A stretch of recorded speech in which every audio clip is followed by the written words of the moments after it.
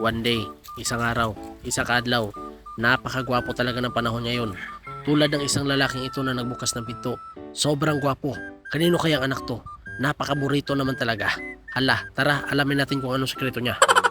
Lumabas muna ang lalaki sa tiris at ayan, nag-exercise muna para lumakas ang katawan. Malakas naman talaga ang pangangatawan ng lalaking ito dahil naka-Drive Max Coffee ito. Ayan, pasayaw-sayaw na siya dyan, painat-inat ng buto. Ayan, sobrang gwapo na niyan. Kung nagtataka kayo kung bakit napakagwapo ko, ito lang ang aking sikreto. Ayan, ang Drive Max Coffee. Kasi ang Drive Max Coffee ay meron siyang Myra A na sinasagol ang amoxicillin, kaya napakaganda nitong inumin. Oh yeah, bitaw mga choy ay bugtoo, binuang rana. Ha ha ha ha.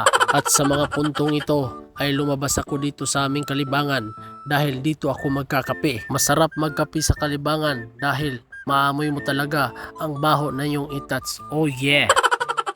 Sa mga hindi nakakalam, ang aking itats ay maraming vitamins, kaya dito na lang ako. Sisimhutin ko na lang ang aking itats habang umiinom ng Dry Max Coffee.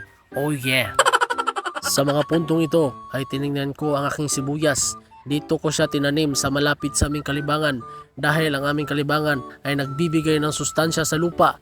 At ayan, namumulaklak na ang aming limonsito. Salamat sa itat. Sa mga puntong ito ay tapos na akong uminom ng aking kape. Kaya tingin-tingin muna ako dito at may biglang nakita ako dito. Isang malaking buwig ng saging kardaba. Kaya humanda ka sa akin. At sa mga puntong ito ay tinawag ako ni kuya.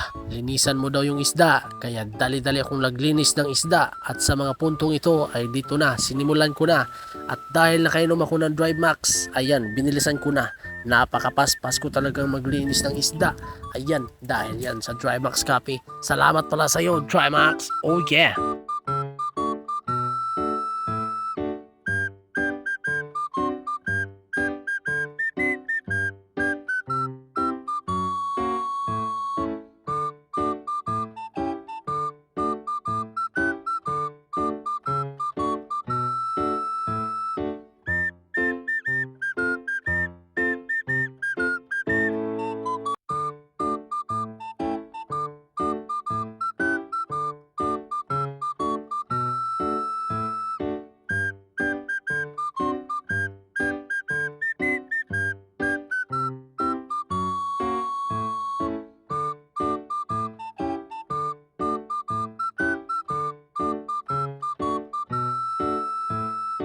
At sa mga puntong ito ay malapit akong matapos maglinis ng isda.